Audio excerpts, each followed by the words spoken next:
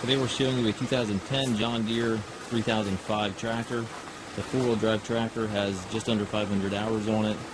Engine is prior to all the Tier 4 emissions, so it has none of the Tier 4 emissions on it. Has 27 horsepower, has a 3-cylinder Yanmar diesel engine.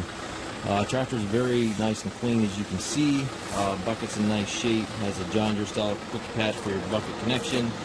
A little bit of damage here in the front grille, very minor. One very small dent on top of the hood. I don't know if you can see the video there, but it's very minor. Overall, very sharp tractor. Again, engine is prior to all the Tier 4 emissions. It has the gear transmission. You've got 4 gears on this lever right here, and then high-low range down here gives you a total of 8 speeds.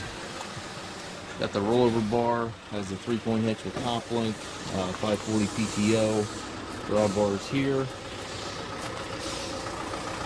It's a really sharp tractor.